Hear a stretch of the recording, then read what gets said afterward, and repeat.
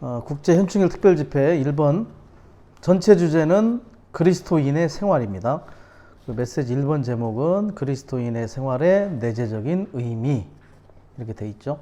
자, 먼저 우리가 그리스도인이라는 것과 그리스도인의 생활에 대해서 좀 간략하게 한번 생각을 해보겠습니다. 그리스도인이라는 것. 그래서 성경에서 보면 사도행전 11장에서 안디옥에서 처음으로 안디옥 교회에서 그 지방에서 제자들이 처음으로 그리스도인이라고 불리게 됐어요. 그리스도인이라는 말을 헬라어로 하면 크리스티아노스, 그리스도 더하기 이아노스라는 전미어를 사용합니다. 그래서 크리스티아노스라고 하는데 이 이아노스라는 전미어는 어떤 뜻을 가졌냐면 누군가를 추종하는 사람들, 추종자들이라고 볼 수 있어요. 당시에는 주로 이 이아노스라는 헬라어의 전미어가 로마 제국의 그 명문가에 예속된 사람들을 가리켜서 이 전미어를 사용했어요. 그래서 황제에 예속된 사람들 혹은 황제를 추종하는 사람들 그래가지고 사용된 말이 카이사리아노스 이렇게 썼어요. 카이사리아노스. 이건 뭐냐면 가이사 더하기 이아노스예요. 가이사가 누군지 아시죠? 가이사가 시저라고도 하고 카이사르라고도 하는데 당시에 그 유명한 황제 중에 하나였어요. 그래서 모든 황제들이 이 가이사라는 이름을 함께 사용하기를 좋아했죠. 그렇기 때문에 카이사리아노스 그러면 황제를 지칭해서 황제를 추종하는 사람들 혹은 황제에게 예속된 사람들 이런 뜻입니다. 거기에 빗대서 크리스티아노스라고 했어요. 그건 뭐냐면 황제의 그러한 따르는 사람들과 이렇게 반대되는 적수로 생각했어요. 약간 그 비난하는 그러한 이름으로 이 크리스티아노스, 그리스도인이라고 불리게 됐다는 거죠. 오늘날로 말하면 믿지 않는 이방인들이 우리 그리스도인들에게 예수쟁이 혹은 환자 이렇게 부르는 것과 비슷한 그러한 좀 비난하는 어조로 사용이 되었다. 그런데 베드로전서 4장 16절에서 베드로는 이렇게 얘기합니다. 그리스도인으로서 고난을 받는다면 부끄러워하지 말고 이 이름 안에서 하나님을 영광스럽게 해라. 이렇게 이야기를 하죠. 사실 그리스도인이라고 당시에 불리는 것 자체가 비난하는 이름이었기 때문에 그러나 이 이름이 오늘날 우리에게는 어떤 의미를 주냐? 이 그리스도라는 이름은 그리스도의 사람 혹은 그리스도와 하나 된 사람 그 그리스도의 생명과 본성을 가진 사람 이렇게 불릴 필요가 있다는 거죠. 그렇기 때문에 일상생활에서 우리가 그리스도를 사는 사람 이러한 사람이 그리스도인의 참된 의미를 지닌 사람이라고 할 수 있겠습니다. 자, 그럼 이 그리스도인의 생활은 어떤 생활이냐? 이 그리스도인의 생활이라는 것은 뭔가 그 일반적인 생활과는 좀 다릅니다. 윤리적이거나 또 선하고 도덕적인 그러한 생활에 불과한 것이 아니라 그리스도를 나타내는 생활이다. 그렇기 때문에 이 그리스도를 나타내야 되기 때문에 그리스도를 더 많이 체험해야 되고 그리스도에 대한 최고도의 누림을 가질 필요가 있음을 우리는 생각해 봐야 되겠죠. 자, 이 그리스도인의 생활에는 두 방면이 있어요. 개인적인 방면이 있고 단체적인 방면이 있어요. 이 그리스도인의 생활의 개인적인 방면은 빌립보서에 나오는 것처럼 그리스도를 살고 확대하는 생활이죠. 살고 확대한다. 자, 확대한다는 뜻은 뭐냐면 그리스도를 다른 이들에게 더 크게 보이도록 하는 거예요. 나를 통해서 그리스도가 다른 이들에게 크게 보이도록 하는 것이 그리스도를 확대하는 생활이다. 바울이 감옥에 갇힐 때마다 두려워한 것은 어떤 고문이나 고난이 아니라 이 감옥에서 그리스도를 확대하지 못할까 봐 두려워했어요. 이 감옥에 있으면서 내가 그리스도를 다른 이들에게 크게 보이지 못할까 봐 그걸 많이 두려워했다고 얘기를 하죠. 그래서 개인적인 방면은 그리스도를 다른 이들에게 더 크게 보이는 확대하는 생활을 해야 한다. 단체적인 방면의 그리스도인의 생활은 교회 생활과 몸의 생활이라고 볼 수 있습니다. 교회 생활은 보이는 생활이죠. 지방적인 그러한 교회 생활 안에서 우리는 단체적인 방면의 그리스도인의 생활을 할 수 있다. 또 몸의 생활, 보이지 않는 방면, 우주적인 몸의 일부로서 지방적인 그러한 표현이 되는 것, 유기적인 몸의 일부가 되는 그러한 생활이 바로 단체적인 그리스도인의 생활입니다. 자, 개인적인 그리스도의 생활은 결국 단체적인 그리스도의 생활을 위한 것입니다. 그래서 우리가 몸을 위해서, 그리스도의 몸을 위해서 우리는 그리스도의 생활을 할 필요가 있다. 결과적으로는 하나님의 경륜을 성취하기 위한 그러한 생활이라는 것을 우리는 볼 필요가 있겠죠. 자, 1번 메시지가 이제 그리스도의 생활의 내재적인 의미입니다. 성경 말씀은 주로 요한복음과 고린도 후서의 말씀인데 요한과 바울의 사상이 이 메시지에 좀 담겨 있죠. 특별히 요한복음 14장은 그 요한에게서 어떤 사랑의 방면을 우리에게 많이 제시를 해주고 있고요. 바울의 이 방면은 고린도 후서에서는 주로 임재의 방면. 그래서 우리는 이 메시지 안에서 사랑과 임재라는 두 큰 타이틀 안에서 우리는 메시지를 조망해 볼 수 있을 것이다 라는 것이죠. 자, 로마 숫자가 아마 총 이게 좀 4개로 되어 있는데 로마 숫자 1번을 한 단어로 요약하면 사랑입니다. 사랑. 그리스도의 생활은 그리스도를 사랑하는 생활이다.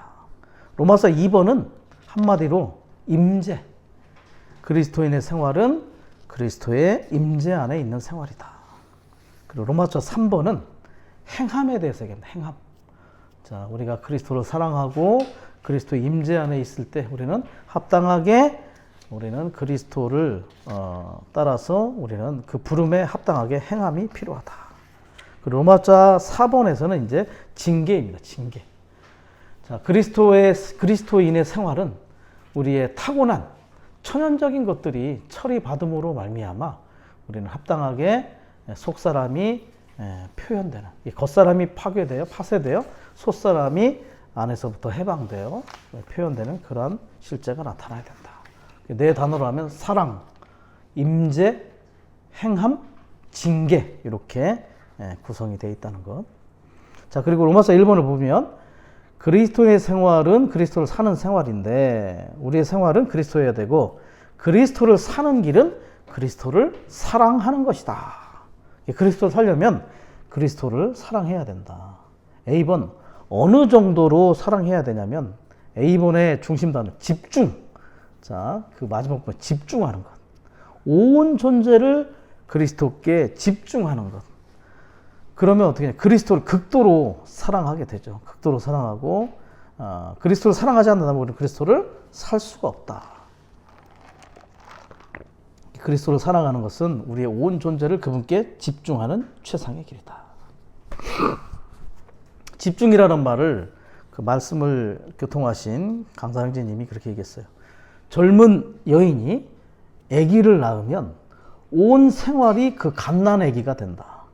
그녀의 삶이 온통 그 아기가 된다는 거죠. 그 아이를 아주 극도로 사랑하기 때문에 그 사랑의 강권됨을 우리는 볼 필요가 있어요.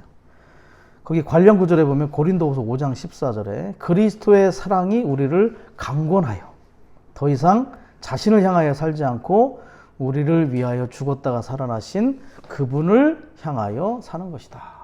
우리가 그분을 극도로 사랑하는 것은 그분이 우리를 그 사랑이 강권하기 때문에, 이 강권이라는 말은 사방에서 압박을 해서 꼼짝, 움짝달싹하지 못하게 하는 것을 강권이라고 합니다. 그래서 그분께서 우리를 이러한 정도까지 사랑을 통해서 강권하셨기 때문에 우리는 그분께 집중할 수 있게 되는 것이다. 베드로전서 1장 8절에서는 뭐가 있냐면 우리는 예수님을 뵌 적도 없지만 그분을 사랑한다. 사실은 우리는 보통 사람들이 아니에요. 본 적도 없는 예수님을 사랑하는 그러한 영적인 방면 안에서 우리는 놀라운 탁월한 그러한 사랑을 하고 있다는 것. 자, 두 번째는 이제 그분에 대한 사랑이 어느 정도여야 되냐. 온 존재, 영과 혼과 몸, 마음과 혼과 생각과 힘, 이러한 것들을 절대적으로 그분께 두는 것이다. 온 존재가 그분으로 점유되고 그분 안에서 우리 자신이 잃어버리지는 것을 의미한다는 것이다. 그래서 우리에게 모든 것이 되시고 일상생활에서 우리는 실질적으로 그분과 하나가 되는 이러한 정도까지 우리는 그리스도께 사로잡힐 필요가 있음을 보여주고 있는 거죠. 이거를 뭐냐면 계명이라고 합니다. 하나님을 사랑하는 것은 하나님이 우리에게 준 계명이죠. 계명. 가장 큰 계명이라고 볼 수 있어요. 그래서 바보자매님의 성경 안에 그러한 메모가 있다고 그래요. 당신을 사랑하도록 명령하심을 감사합니다. 우리는 그분을 사랑할 수 있도록 그분이 우리를 명령하셨다는 것. 이 가장 큰 계명인데 이거를 어겼던 교회가 있죠. 바로 에베소 교회. 주님에 대한 첫째 가는 사랑을 버린 것은 하나님의 가장 큰 계명을 어긴 것이다. 그 시편 73편 25절에 보면 하늘에 주님 외에 누가 제게 있습니까? 땅에서도 주님 외에 바랄 것이 없습니다. 그래서 이 정도까지 하늘에서나 땅에서나 우리는 주님 외에 다른 것들을 바라볼 어떠한 계제가 없을 정도까지 이렇게 우리는 주님의 사랑에 매혹될 필요가 있고 사로잡힐 필요가 있다는 것을 보아야 된다는 거죠.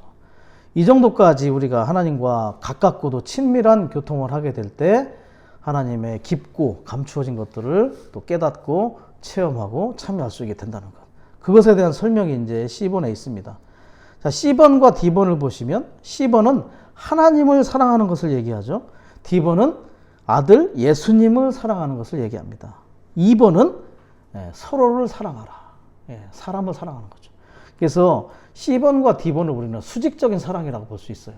하나님을 사랑하고 우리가 하나님의 아들 예수를 사랑하는 것. 그리고 2번은 수평적인 사랑. 교회 안의 지체들 혹은 세상의 죄인들을 사랑하는. 그래서 우리는 하나님을 사랑하고 예수님을 사랑하고 또 서로를 사랑하는 이러한 수직과 수평의 사랑이 우리에게 모두 필요함을 보여주고 있죠. 자, 첫 번째 C번 하나님을 사랑할 때 그 영께서 우리 안에서 어떤 작용을 하십니다. 운행을 하시는데 하나님의 깊은 것들까지 꿰뚫어 보는 일을 하신다. 그래서 이 꿰뚫어 보다라는 것은 적극적인 탐구, 그래서 탐구에서 얻은 정확한 지식을 이야기한다. 그래서 우리가 그리스도에 관한 하나님의 깊이들을 그 영께서 탐구하시어 우리로 하여금 깨닫고 참여하도록 영 안에서 그것을 보여주신다. 한마디로 말하면 하나님을 사랑하면 우리에게 정확한 지식을 주신다는 거예요. 그리스도에 관해서. 그래서 진리에 관하여 그리스도에 관하여 정확히 알고 싶으시면 어떻게 해요? 하나님을 사랑하는 것입니다. 자, 꿰뚫어 보신다겠죠. 그분은 심지어 그 영께서는 7배로 강화된 영이 되셨어요. 7눈으로 모든 것을 살피시고 꿰뚫어 보시고 그 모든 탐구한 정확한 지식을 우리에게 전달해 주심으로 우리가 영적인 것들을 깨닫고 참여하도록 해 주신다는 것. D번 예수님을 사랑하는 것. 거기서는 두 가지가 있죠. 나타나시는 것, 방문하시는 것을 누린다. 예수님을 사랑할 때 우리는 두 가지를 누릴 수 있습니다. 우리에게 나타나시는 것, 그리고 우리를 방문하심을 누릴 수 있다. 목적은 상호 거처를 정할 수 있도록. 그래서 우리는 하나님을 사랑할 때 우리에게 정확한 지식을 보여주시고 예수님을 사랑할 때 우리는 우리에게 나타나시고 방문하시는 그 아들 예수를 누릴 수 있다는 것을 제시해주고 있습니다. 이렇게 우리가 수직적인 방면에서 하나님과 그분의 아들 예수를 사랑할 때 우리는 어떻게 되느냐, 이제 서로를 사랑할 수 있는 그러한 요건이 된다.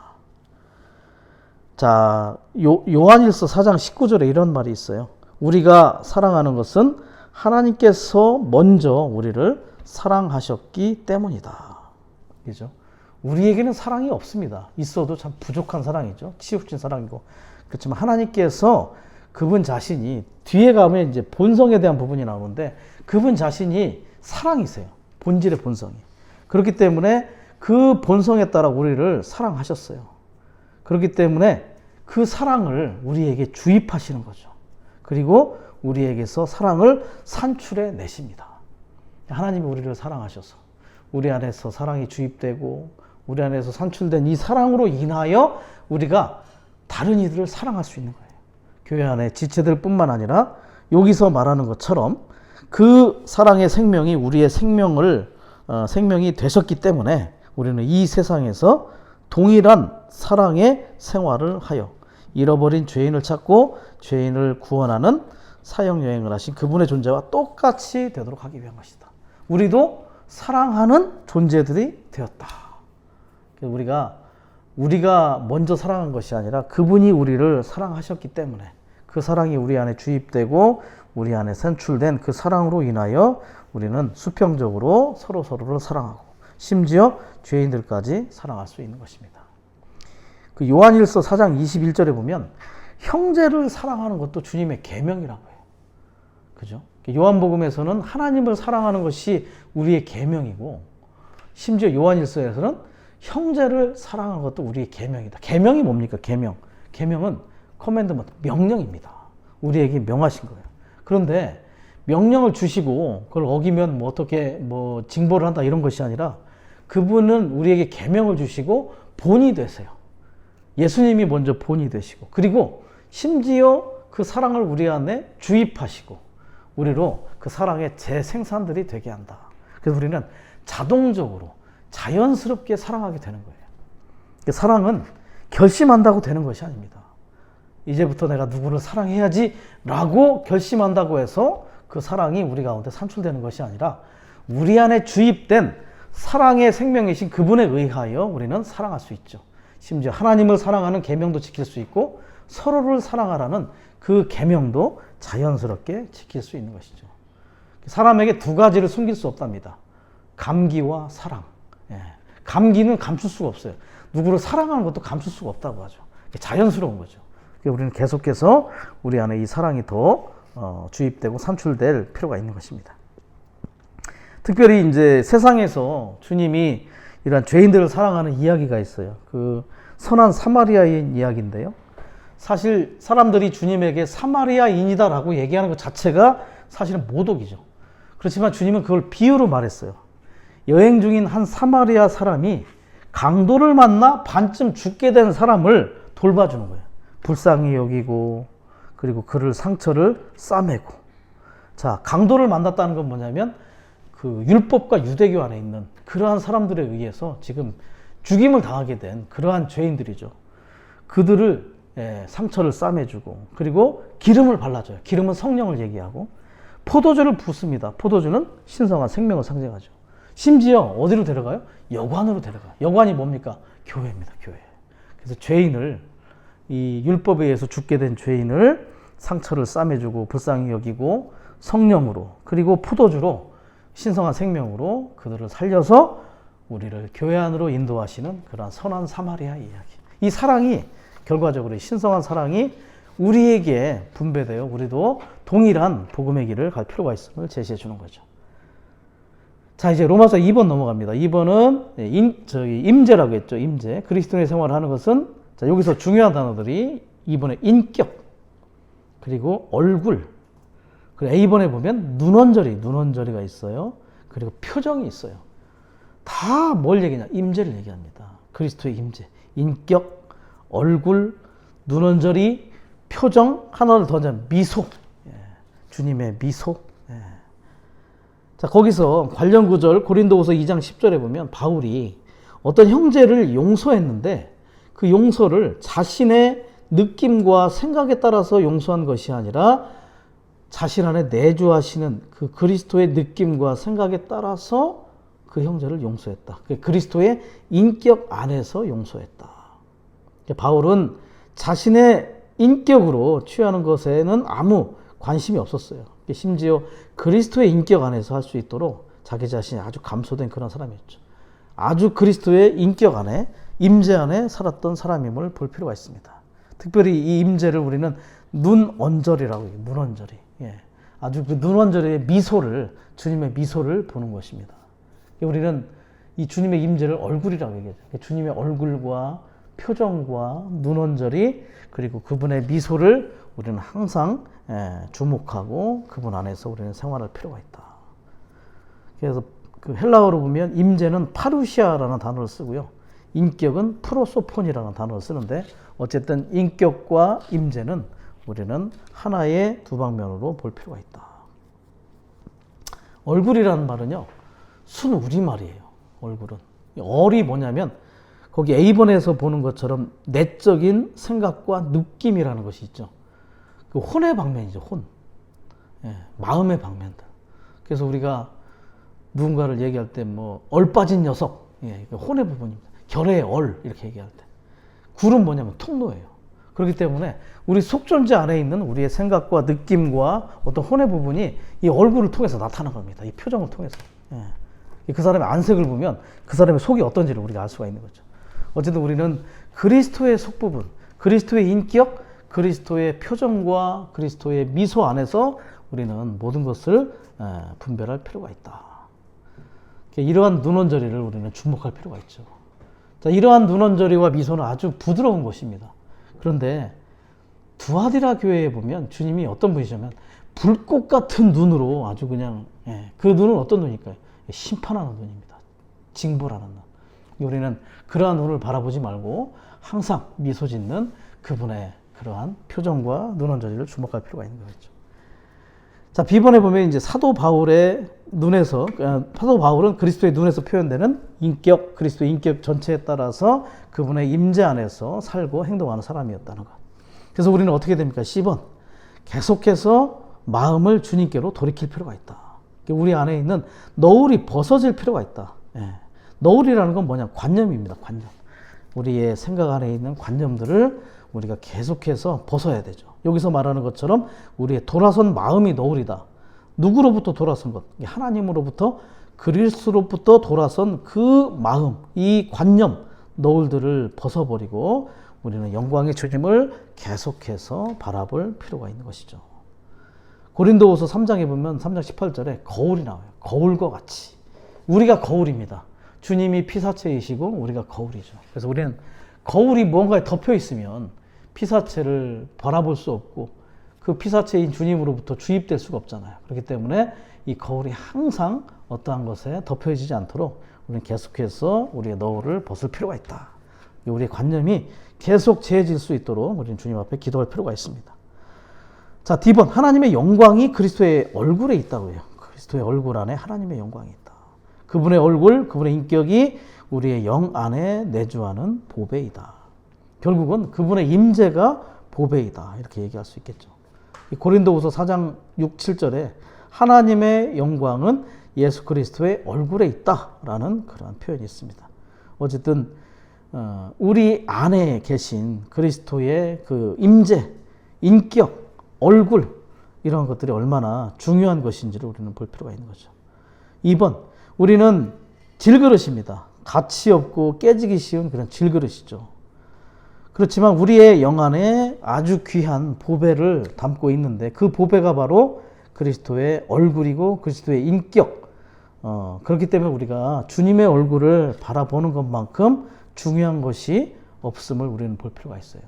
그래서 우리는 이것이 임재 안에 사는 것. 주님의 임재 안에 사는 것보다 더 중요한 것이 없다는 것을 우리는 볼 필요가 있다는 것. 창세기 32장 30절은 야곱이 브니엘에서 하나님의 얼굴을 맞이대하고 본 것을 얘기합니다. 이 브니엘의 체험은 어떤 겁니까? 씨름을 하다가 결국은 하나님께서 엉덩이 뼈를 만지셔서 이제 다리를 절게 됐죠. 어떻게 보면 타고난 사람이 처리되는. 어떻게 처리됐습니까? 하나님의 임재 안에서 이렇게 그는 이렇게 변화된 것을 볼 수 있죠. 브니엘이라는 말 자체가 사실 하나님의 얼굴이라는 뜻입니다. 그래서 그때 야곱은 하나님의 얼굴을 마주대하고 이렇게 임재 안에 있었다. 출애굽기 25장 30절은 임재의 떡상을 얘기합니다. 임재의 떡상. 심지어 이 떡상을 얼굴떡이라고 하죠. 그리스도, 이 하나님의 얼굴떡, 임재의 떡이라고 얘기합니다. 이 임재의 떡이 결국은 우리를 제사장으로 섬기게 하는 그런 공급의 근원이 되는 걸 볼 수 있죠. 그리고 출애굽기 33장 11절은 모세와 얼굴을 마주대하고 친구 혹은 동반자로 말씀하시는 여호와 하나님. 모세를 동반자로 대하셨어요. 친구로 대하셨어요. 우리는 동반자들이죠. 우리는 주님의 동반자들입니다. 사업의 동업자들이에요. 아주 신성한 권익을 함께 나누는 그러한 기업의 동반자들, 동업자들이죠. 그 기업의 이름은 뭡니까? 바로 그리스도와 교회.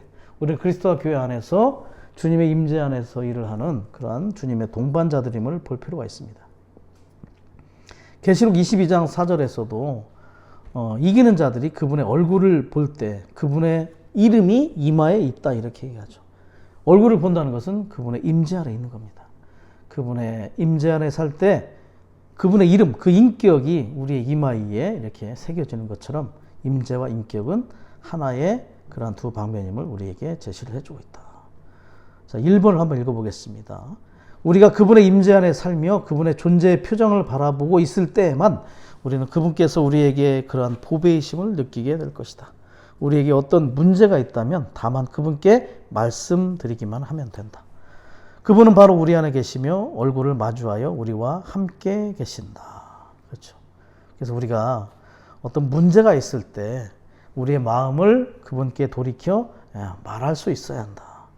우리 안에 계신 그리스도와 얼굴을 맞대고 우리는 계속해서 말을 할 필요가 있죠.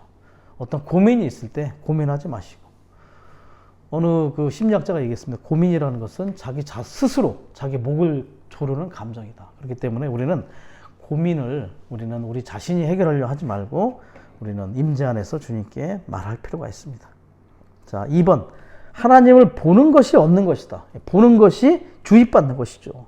우리는 그분을 바라볼 때, 얼굴을 바라볼 때 그 얼굴로부터 오는 공급을 우리가 받을 수가 있는 겁니다. 하나님을 얻는 것이 하나님의 요소를 우리 안으로 받아들여 변화되는 것이다. 오늘 우리가 바라보는 바로 이 하나님은 완결되신 영이시며 우리는 우리의 영 안에서 그분을 바라봄으로써 풍성을 우리 존재 안으로 흡수하고 매일 신성한 변화를 받을 수 있다. 예. 어디서 바라보냐? 영 안에서 바라봐야 한다.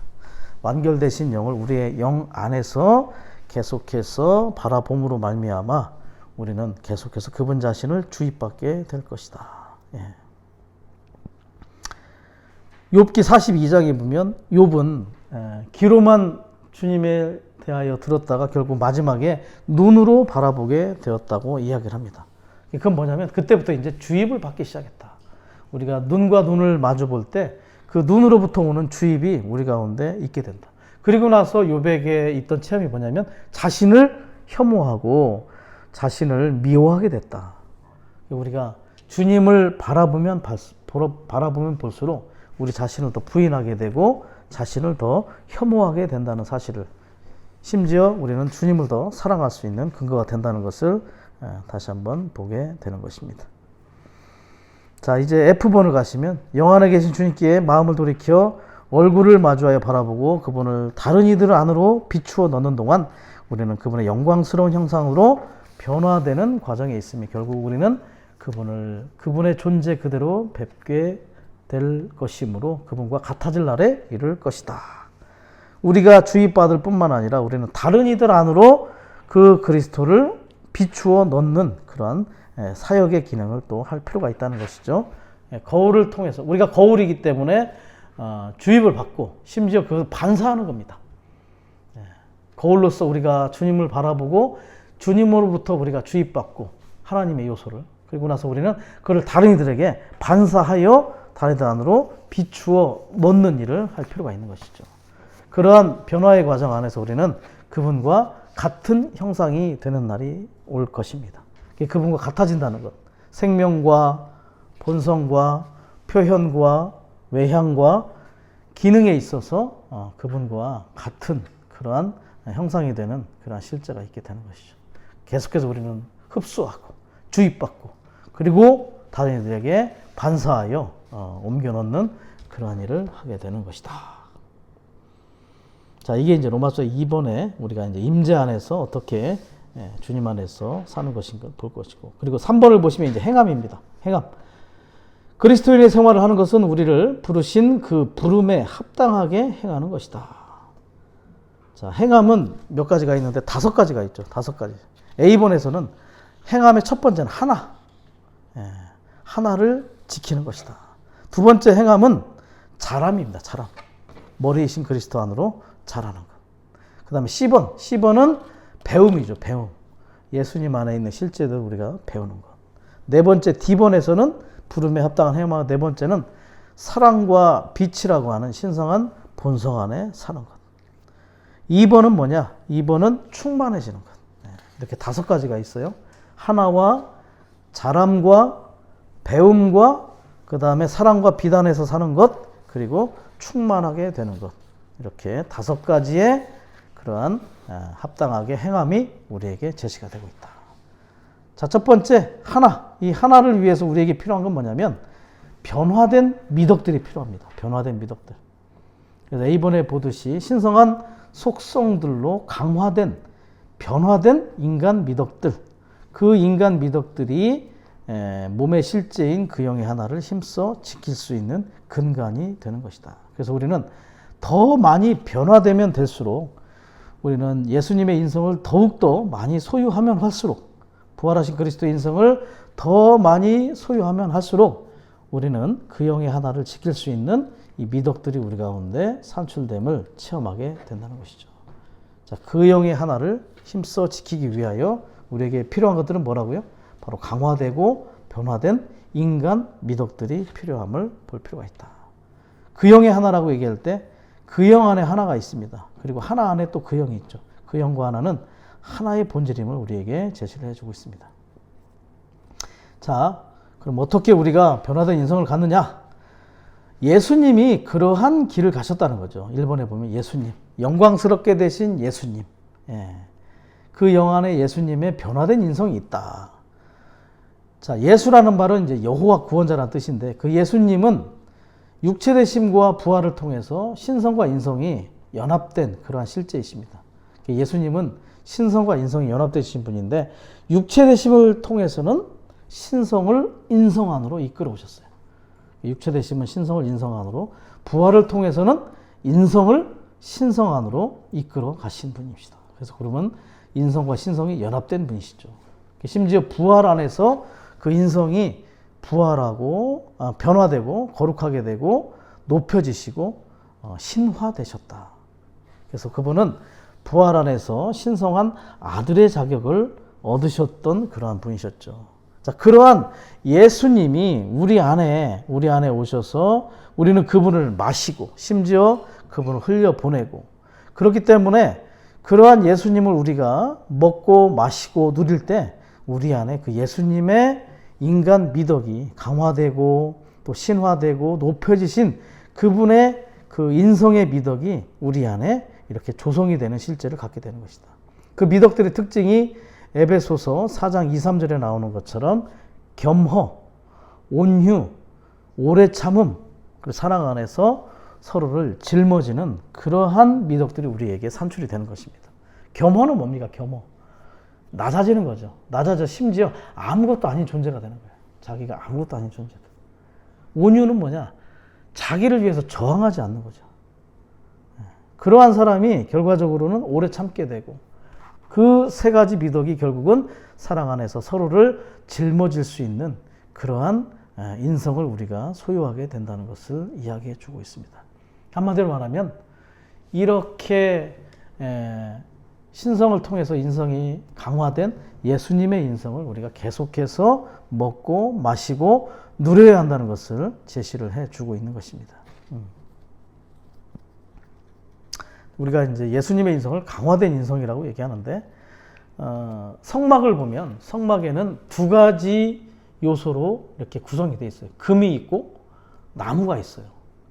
금을 우리는 신성한 본성이라고 얘기하죠. 그리고 나무는 인성을 얘기합니다. 근데 그 나무가 뭐냐면 시팀나무예요. 시팀나무. 그 시팀나무에 가시가 있어요. 그래서 우리는 그걸 아카시아 나무라고도 예전에 사용했던 게 그 이유가 있습니다. 그 나무가 광야에서 아주 유일하게 살아남는 나무예요. 그 척박한 땅에서. 그렇기 때문에 예수님의 인성을 그 강화된 인성에 비유하는 거죠. 심지어 그 가시에 새들이 와서 찔려 죽기도 하죠.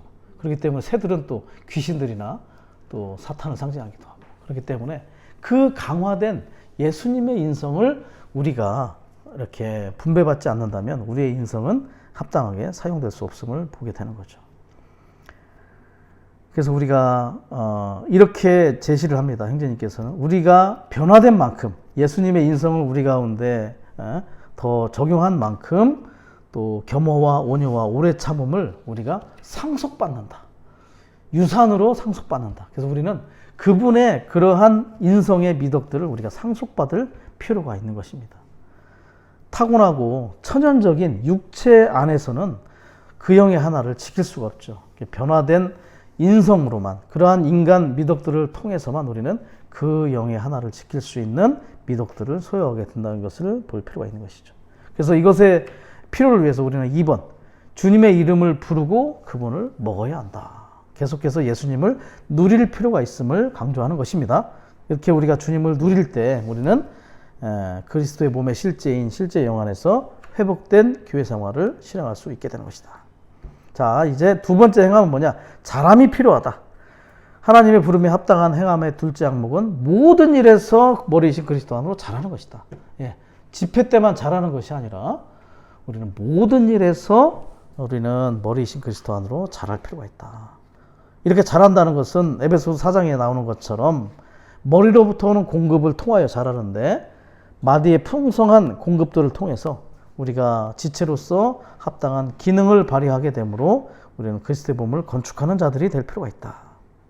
자, 잘하기 위해서 우리에게 필요한 거, 머리를 붙들어야 됩니다. 골로새서는 머리를 붙들라고 얘기하죠. 이 머리를 붙드는 건 또 뭐냐면 영어로 돌이키는 거예요. 왜냐하면 머리이신 그리스도가 오늘 어디에 계시냐면 우리의 영 안에 계시기 때문에. 그리고 골로새서 또 하나의 특징이 뭐냐면 토양이신 그리스도 안에 뿌리를 박는 것입니다. 뿌리로부터 우리는 토양에 있는 자양분을 얻을 필요가 있죠. 그리고 머리이신 그리스도를 붙든다는 것은 보좌에 계신 이 머리이신 우리의 인격이시고 머리이신 그분의 통치와 다스림 아래 있는 것이다. 이거를 통합하면 뭐냐? 그분의 임재 아래 있는 것입니다. 우리가 그분 안에 그분의 임재 아래 있을 때 그분을 붙들고 우리는 그분으로부터는 공급을 통하여 계속해서 자랄 수가 있는 것이죠. 1번에 몸의 건축을 얘기하고 그 다음에 한 세 사람의 산출을 얘기합니다. 몸의 건축, 몸은 생명과 많은 관련이 있어요. 그 다음에 세 사람은 인격과 관련이 있죠. 그래서 우리는 몸의 건축을 위해서 생명 안에서 자라서 몸의 지체로서 기능을 발휘해야 하고 우리는 한 세 사람의 산출을 위해서 인격 안에서 온전해질 필요가 있습니다. 자, 그것을 위해서 우리는 뭐라고 합니까? 말씀을 듣고 그분의 말씀을 듣고 예수님만 보아야 한다. 그 예수님이 바로 온 우주의 중심이시고 하나님의 경륜의 중심이시기 때문에 그분을 바라보는 것입니다. 어떻게 해서요? 그분의 말씀을 듣고. 그 마가복음 9장에 보면 변형산에서의 체험이 있죠. 베드로의 체험. 베드로는 처음에 여러 명을 봤어요. 모세도 보고 엘리야도 보고 주님도 봤어요. 그런데 하나님께서 말씀하셨어요. 이는 내 사랑하는 아들이. 그때 그 말씀을 듣고 나서 두 사람이 사라져 버렸습니다. 말씀을 들을 때만 우리는 주님을 주목하게 되고 주님을 바라볼 수 있는 것입니다. 왜냐하면 그분이 말씀이시기 때문에. 말씀 안에 그분의 실제가 있는 것입니다. 자, 2번과 3번은 이제 우리 자신이 그리스도에 의하여 해고되고 그리스도로 대체되고 또 다시 재고용되는 그러한 상황을 우리에게 얘기해 주고 있는 것입니다. 해고와 대체와 그리고 재고용. 3번에 또 재고용이 나오죠. 십자가와 부활의 체험이 필요해요. 십자가에서 우리는 우리 자신이 해고될 필요가 있다. 부활 안에서 그리스도를 통하여 그리스도로 대치되고 우리는 다시 교회로서 재고용되는 거죠. 단체적인 하나님 사람으로서 다시 재고용될 필요가 있다. 왜 해고가 돼야 되느냐? 우리의 타락함, 우리의 타고난 것들 때문에 우리는 해고될 필요가 있습니다. 그 이사야서 22장에 보면 이제 두 방면이 나오는데 왕궁의 그 관리인인 셈나가 해고되고 엘리야킴이 고용되는 그 이야기가 있어요. 셈나는 우리의 자아를 상징하죠. 그리고 엘리야킴은 왕궁의 하나님의 집의 청지기이신 그리스도를 상징합니다. 그래서 셈나가 해고된다는 것은 십자가에서 우리의 자아가 해고되는 것이고 엘리야킴이 고용된다는 것은 부활 안에서 그리스도께서 하나님의 청지기로서 이렇게 고용되고 다시금 실제를 갖는다는 것을 보여주고 있는 거죠. 당시에 이제 히스기야 왕 때 이야기죠. 아시리아와의 어떤 관계 안에서 이 셈나가 자신의 욕망을 이렇게 추구하고 권력을 남용하는 일을 합니다. 그래서 이제 히스기야를 통해서 이제 해고가 되고 엘리야김이 이렇게 다시 고용이 되는 상황인데, 그래서 우리는 이 셈나를 통해서는 십자가에서 우리의 자아가 해고되고 부활 안에서 엘리야김이신 그리스도가 대치되고 고용되는 그러한 체험을 할 필요가 있음을 보여주는 거죠. 그래서 십자가와 부활의 체험이 필요합니다. 그리스도를 체험한다는 건 두 가지 안에 있어요. 십자가를 체험하고 부활을 체험하는 것. 십자가를 통해서는 우리 자신에 속한 것들을 해고하고 끝내는 일을 하는 거죠. 부활을 통해서는 그리스도로 대치되는 그런 체험이 필요하던 것. 우리는 십자가와 부활의 체험을 통해서 무언가를 잃어버리고 다시 재고용되는 체험이 필요하다. 아멘. 그렇습니다. 우리의 개인적이고 독립적인 모든 자아에 속한 것들을 우리는 다 해고시킬 필요가 있는 것이죠. 단체적인 걸작품, 교회로서 우리는 다시 재고용되었습니다. 그래서 하나님의 창조하신 그분의 원래의 의도로 우리를 되돌리셨다. 원래의 의도. 그 원래의 의도를 보면 창세기 1장 26절에 두 단어가 나와요. 형상이 나오고 통치권이 나와요. 형상은 뭐냐면, 형상은 우리를 그릇으로 만든 것을 형상이라고 볼 수 있어요. 그분을 담아서 그분을 표현하는 그 형상은, 그래서 제사장 직분을 위해서 우리를 창조하셨습니다. 제사장은 그분을 표현하는 거죠. 그 다음에 통치는 뭐냐면 왕의 직분. 그 왕은 대표하는 겁니다. 그렇기 때문에 창세기에서 사람을 창조하셨을 때 그분은 두 가지의 의도를 가지고 있었어요.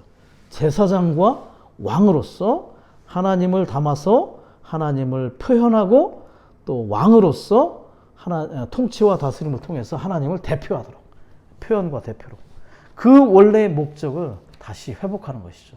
어디를 통해서? 교회를 통해서. 그래서 베드로전서 2장 9절에 보면 교회를 뭐라고 하냐면 왕들인 제사장 체계라고 얘기합니다. 거기는 왕의 직분도 있고 제사장 직분도 있는 거예요. 우리는 다시 고용됐어요. 부활 안에서 제사장이 되고 왕이 되어서 하나님을 표현하고 하나님을 대표하도록 다시 재고용된 그런 단체적인 하나님 사람들임을 볼 필요가 있습니다. 자, 이제 10번에 가면 이제 배우는 거죠. 배우는 것. 예수님 안에 있는 실제대로 그리스도를 배우는 것.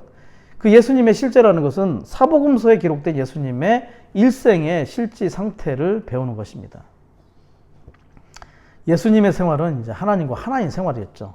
하나님 안에서 in God, 하나님과 함께 with God, 하나님을 위하여 for God, 모든 것을 하나님 안에서 하나님과 함께 하나님을 위하여 행하는 삶을 사셨던 예수님이 우리의 본이십니다. 하나님은 예수님의 생활을 하셨고 예수님은 하나님과 하나이셨죠. 그래서 이 땅에서 그분은 이러한 본을 세우셨어요. 그리고 나서 생명 주는 영이 되셨어요. 십자가에서 죽으시고 부활하셔서 생명 주는 영이 되셔서 우리 안에서 계속 이 생활을 사십니다. 사복음서에서 사셨던 생활을 이제 우리 안에서 십자가 부활을 거치신 이후에 생명 주는 영을 우리 안에 분배하셔서 그 본을 따라서 우리로 하여금 계속 살게 하는 것. 그 본이 있기 때문에 이걸 배움이라고 얘기하는 거죠. 그 본을 계속해서 우리는 복사할 필요가 있는 것이죠. 그래서 3번에 보면 수단을 얘기합니다. 어떻게 배우는가? 주님을 사랑하고 주님을 접촉하고 주님께 기도하는 것이다. 사랑하고 접촉하고 기도할 때 우리는 복음서들에 묘사된 틀, 모습, 본을 따라서 자동적으로 그분을 살게 된다. 오토매틱. 우리는 억지로 그리스도인 생활을 하는 것이 아니라 자동적으로 그 영에 의해, 생명에 의해 우리는 이렇게 그 본과 틀을 따라 살게 되는 것입니다. 그래서 자동적으로 우리는 이 틀의 형상으로 형태지어져 이 틀의 형상과 같은 형상이 된다. 이것이 그리스도를 배우는 것이다.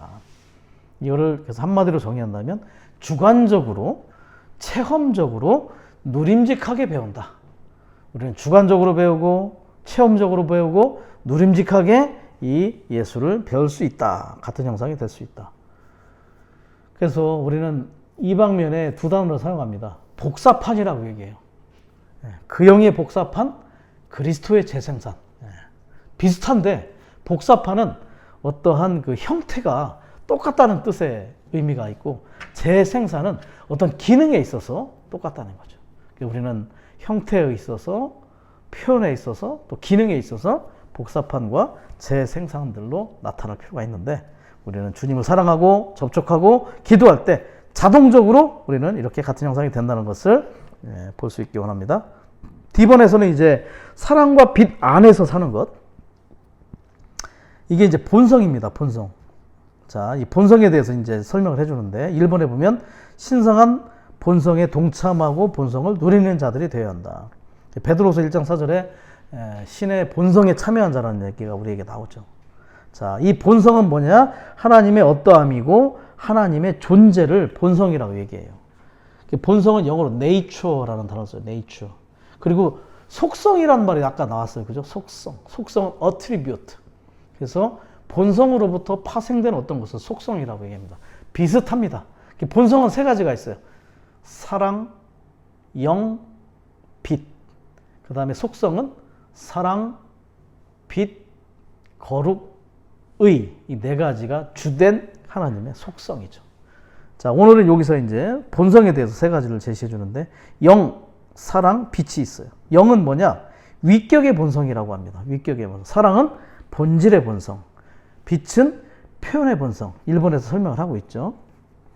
우리는 우리의 영 안에서 위격의 본성인 영을 우리의 영 안에서 접촉하여 그분을 접촉하고 그분을 경배하고 이 신성한 본성을 누리는 자들이 되어야 한다.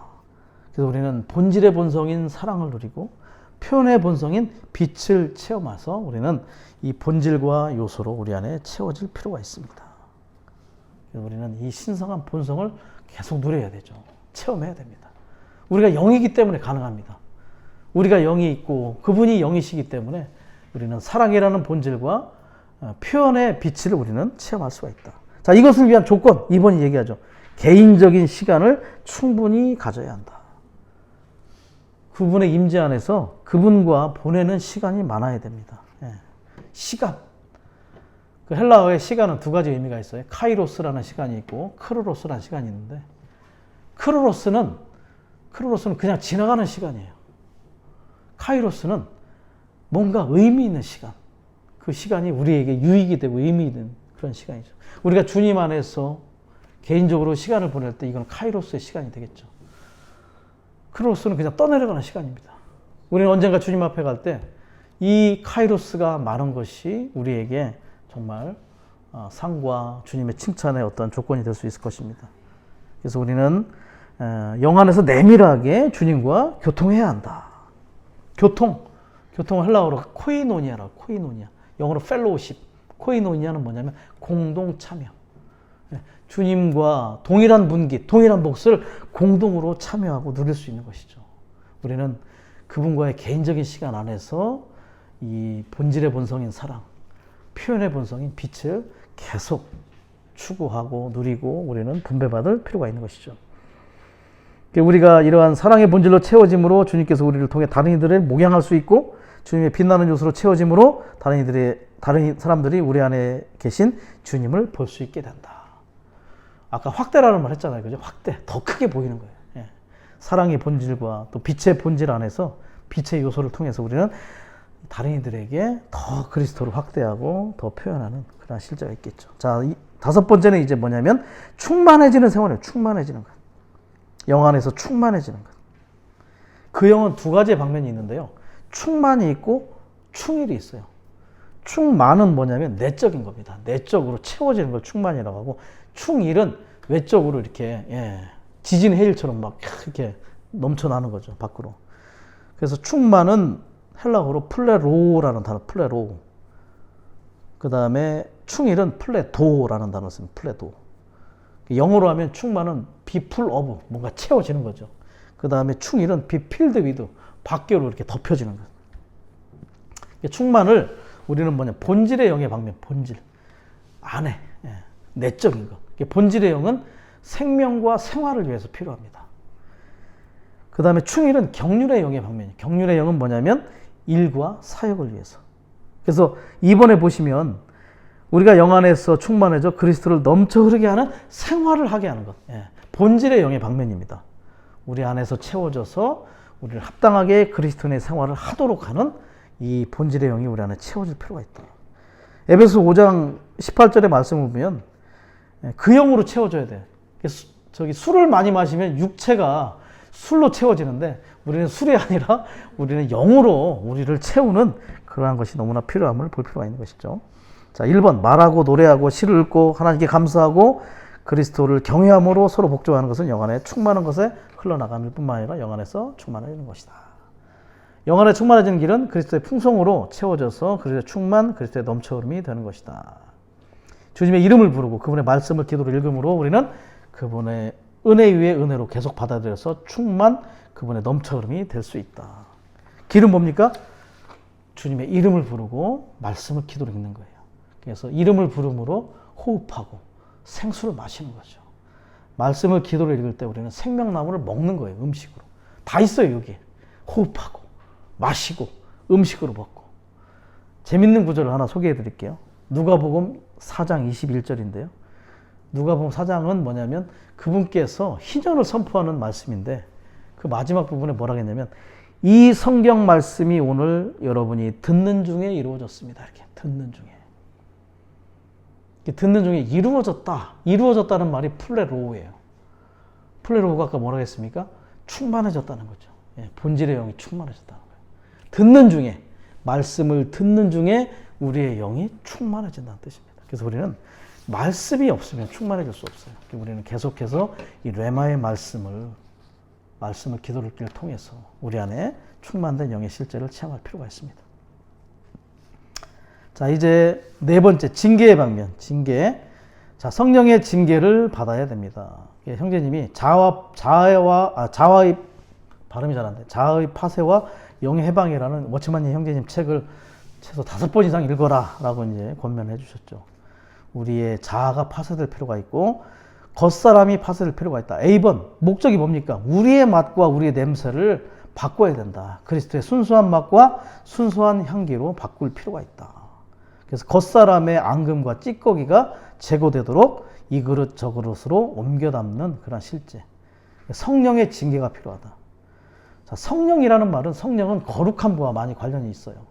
그 영은 주로 분배와 뭐 공급과 사역과 이런 말이 많이 관계가 있다면 성령은 거룩함. 거룩하지 않는 것들은 성령의 징계를 통해서 우리가 처리될 필요가 있다는 거예요. 예레미야 48장에 보면 이제 그 앙금과 찌꺼기를 제거하는 부분을 얘기합니다. 마치 포도주가 그 찌꺼기가 남아 있으면 그것이 영향을 주기 때문에 그걸 담을 때마다 조심스럽게 따르잖아요. 앙금을 남겨두고 담듯이. 환경과 상황을 주님이 우리에게 안배를 해주시는데 이렇게 자꾸 옮겨줍니다. 뭔가를 환경도 바꿔주고 상황도 바꿔줘서 이 찌꺼기, 이 겉사람의 앙금을 남겨놓도록 옮겨붓는 그러한 체험이 필요한데 우리가 교회 생활을 오래 했는데도 불구하고 우리의 맛과 우리의 향이 그대로 남아있다면 아직 이 앙금과 겉사람이 찌꺼기가 남아있다는 거죠. 마치 모압이 여기서 이제 얘기하는 게 모압이 어렸을 때부터 편안하게 지내서 앙금이 가라앉았는데도 이 그릇 저것을 옮겨붙지 않았기 때문에 여전히 남아있는 것을 비유하는 거예요. 우리가 교회 생활 오래됐지만 여전히 우리의 맛과 우리의 향이 있다면 이것은 부끄러운 것이다. 그래서 우리는 신중하게 이렇게 정화될 필요가 있다. 그래서 우리는 이 환경, 저 환경 안에서 이 앙금을 계속해서 처리할 필요가 있음을 말해주는 것입니다. 그 열왕기하 그 4장에 보면 그 엘리사의 이야기가 나옵니다. 엘리사와 수넴 여인의 이야기인데 그 수넴 여인이 엘리사에게 이제 식사를 접대를 해줘요. 그래서 엘리사가 이제 밥을 먹는데 그 여인이 이제 남편에게 저 사람은 아주 하나님의 거룩한 사람이다 이렇게 얘기를 하는데 그렇게 보는 관점이 뭐냐면 음식을 먹는 방식이 그렇다는 거예요. 어떻게 밥을 먹어야 그렇게 보일지 모르겠지만 어쨌든 그런 인상을 줬다는 겁니다. 우리가 어떠한 행동을 할 때 다른 이들에게 어떠한 인상을 주게 되는데 겉사람이 파쇄된 그러한 합당한 인상이 그들에게 나타날 필요가 있다는 것. 겉사람이 파쇄되지 않은 상태, 소위 좋은 사람으로는 부족하다. 우리는 겉사람이 파쇄되어 영이, 속사람이 흘러나오는 그 영이 해방된 그러한 영의 인상을 다른 이들에게 줄 필요가 있다. 심지어 밥 먹는 방식 안에서도 우리는 이렇게 겉사람이 파쇄된, 영이 해방된, 속사람이 표현된 사람으로 나타날 수 있다. 우리 행동 하나하나가 이렇게 다른 이들에게 이렇게 깊은 인상을 주고 하나님의 어떠함을 표현하고 그리스도를 확대하는 일을 할 수 있다는 것이 참 놀라운 것 같습니다. 밥 먹는 데도 좀 신경이 쓰이겠지만 어쨌든 우리는 외적인 것이 아니라 거룩한 방식 안에서 주님이 우리 안에서 겉사람을 파쇄하시는 그러한 것들 안에서 표현될 필요가 있겠죠. 일본에 보는 것처럼 모든 영의 아버지는 우리가 그분의 거룩함에 동참하도록 시련과 징벌을 통해 우리를 징계하신다. 시련과 징벌을 한 번도 통과해 보지 않은 이들이 이 그릇 저 그릇으로 옮겨 담아진 적이 없는 이들이다. 그들의 타고난 기질과 겉사람과 자아의 앙금, 찌꺼기, 침전물의 맛이 그들 안에 남아있고 냄새도 변하지 않았다. 금등잔대를 보면 그 기름이 있죠. 금등잔대 안에 기름이 있고 심지가 있어요. 심지가 우리의 인성인데요. 기름이 없으면 심지가 타죠. 기름이 있으면 심지는 불에 타지 않습니다. 기름이 계속 연결돼서 그냥 불을 이렇게 옮기는 일만 하죠. 그러나 기름이 없으면, 성령이 없으면 우리의 인성이 탑니다. 심지만. 그러면 이 끓음과 냄새가 정말 고약하죠. 우리는 우리 자신이 타지 않도록 우리의 인성이 더욱더 이렇게 변화될 필요가 있고 우리의 겉사람이 또 파쇄될 필요가 있습니다. 자, B번은 마리아의 얘기인데 C번까지 옥합을 가지고 이렇게 주님을 향해 향유를 부었을 때 옥합이 깨뜨려지는 것. 옥합이 상징하는 것이 겉사람이다. 겉사람은 속사람을 뚫고 나올 수 있도록 파쇄될 필요가 있다. 질그릇 옥합, 겉껍질을 파쇄하시려고 그분은 매우 많은 다양한 방식으로 우리 안에서 일을 하신다. 그래서 그것이 깨어졌을 때 향유의 향기가 가득 찼죠. 이 향기는 주로 부활을 상징합니다. 그렇기 때문에 겉사람이 파쇄될 때 이 부활의 향기가 아주 교회 안에 넘치고 풍요한 것을 우리에게 제시를 해준다는 것이죠. 자, D번이 아주 중요합니다. 우리의 선천적인 어떠함은 아무 의미가 없다. 오직 그 영께서 우리 존재 안으로 조성하신 것만이 가치가 있다. 조성이라는 단어. 성령의 징계는 우리의 타고난 기질과 습관을 깨트리고 성숙하고 달콤한 성령의 조성을 이끌어온다. 하나님은 우리 환경 안에 모든 것을 안배하심으로써 우리의 타고난 존재를 허물어뜨리시어 우리 안에 새로운 기질과 새로운 성격과 새로운 속성들을 형성하신다. 하나님께서는 우리가 그리스도인이 되자마자 우리 안에 어떤 성품과 성격을 만들어내시기 위해서 많은 일, 많은 환경을 안배하신다. 그래서 우리가 공과가 필요한 겁니다. 그 환경과 일들 안에서 우리는 공과를 하나하나 통과함으로 말미암아 합당한 성품과 성격을 이렇게 조성할 수 있게 되는 거죠. 그래서 로마서 8장에도 보면 28절에 모든 것이 협력하여 선을 이루기 위해서 그분은 모든 환경을 우리에게 안배해 주십니다. 겉사람을 파쇄하시기 위해서. 그래서 우리가 만나는 모든 일은 아주 특별한 가치가 있다. 하나님의 손길을 거기서 깨닫게 되는 거죠. 창세기에서도 야곱이 그 이름이 원래는 탈취자였잖아요. 그렇지만 이 하나님의 손길 안에서 그분의 안배를 통해서 환경을 겪으면서 이제 겉사람이 파쇄되는 체험을 통해서 하나님의 왕자라고 하는 이스라엘로 이름이 바뀐 것을 우리는 볼 필요가 있습니다. 여기서 이제 중요한 단어가 조성, 그 다음에 습관이라는 단어도 중요하고요. 그 다음에 기질, 성격, 그리고 형성. 조성과 형성이 우리에게 있어야 되는데 성격이라는 것은 두 가지가 이렇게 더해진 거예요. 성격은 천성 더하기 습성이라고 합니다. 천성 더하기 습성인데 천성은 타고난 거예요. 타고난 거. 그 사람이 이제 타고날 때 유전적으로 타고난 거. 습성은 뭐냐면 습관적으로 형성된 거. 천성이 30%고요. 습성이 70%예요. 그렇기 때문에 이 습성이 굉장히 중요하죠. 습관으로 형성된 이 습성이 굉장히 중요합니다. 그래서 성격이 이렇게 좀 변화되려면 좀 비교적 젊은 나이에 나이가 들면 이제 성격이 형태가 굳어져 가지고 변화가 잘 안 된답니다. 그래서 청소년 시기에 이제 성격 훈련이라는 걸 통해서 우리가 변화되는 실제를 체험하게 되죠. 서양 속담에 이런 말이 있답니다. 생각은 말을 가져오고 말은 행동을 가져오고 행동은 습관을 낳고 습관은 성격을 형성하고 성격은 운명을 결정한다. 이렇게 나와 있다는 거예요. 이건 나중에 한번 확인해 보시고 어쨌든 이 정도로 우리가 우리의 성격이 또 우리의 기질이 새롭게 조성되고 형성될 수 있도록 성령의 징계, 하나님의 손길을 우리가 귀하게 볼 필요가 있다는 것을 다시 한번 생각해 보기 원합니다. 자, 2번에 보시면 파쇄되지 않는 두 가지 이유가 있다는 거죠. 자, 어둠 가운데 있을 때 파쇄되지 않아요. 그래서 이런 사람들은 모든 일을 다른 사람들과 환경에 모든 탓을 한다는 것이죠. 우리말에도 있죠. 잘 되면 내 탓, 안 되면 조상 탓. 결국은 다른 이들에게 모든 탓을 돌리는 것. 이런 사람의 특징이 뭐냐? 이 어둠 가운데 있는 사람, 하나님의 손에 대한 계시가 없고 계시가 없어요. 하나님께 자신을 다루고 계시는 분이란 계시가 없다. 그러니까 어둠 가운데 있으니까 빛이 없으니까 계시가 없죠. 이 빛과 계시가 연결되거든요. 우리가 어둠 가운데 있으면 나중에 어디로 갑니까? 왕국이 임할 때 바깥 어두운 곳에 가는 거예요. 지금 어두우면 그때 어둠에 가는 거예요. 그 어둠이 어딨냐고 찾아볼 필요가 없습니다. 지금 어둠 가운데 있으면 그때 그 어둠이 똑같은 어둠입니다. 계시가 없고 하나님의 손길에 대한 아무런 인식이 없는 거죠. 내 마음의 노래 376장에 그런 찬송이 있어요. 주여 내 자신을 열어드립니다. 그 사랑 손길에 편안히 쉽니다. 예. 주님의 손길을 안다면 우리는 그 사랑의 손길에 편안히 우리 자신을 화평 가운데 둘 수 있을 것입니다. 자, 두 번째 파쇄되지 않는 이유는 자신을 너무나 사랑하기 때문에 자기 사랑을 제해 주시기를 우리는 구해야 된다. 그래서 오해와 불만, 은밀히 자기를 사랑하기 때문에 다른 사람들에게 대한 오해와 불만이 많아요. 자기 자신을 볼 때 불만이 많고 오해가 많다면 아, 내가 은밀히 나를 너무 사랑하는구나. 그리고 다른 사람 탓을 많이 한다. 그러면 아, 내가 어둠 가운데 있구나. 이렇게 생각하시면 될 것 같습니다. 누구를 얘기할 게 아니라 내 자신이 그렇다고 보면 되겠죠.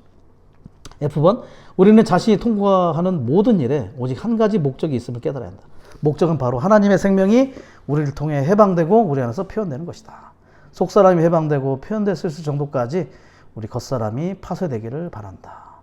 이것은 보배로운 것이며 주님의 종들이 가야 할 길이다. 하나님의 징계의 시간 가운데 우리는 원망하지 말고 화평을 잃어버리거나 거역하는 이러한 일을 하지 말아야 된다는 거죠.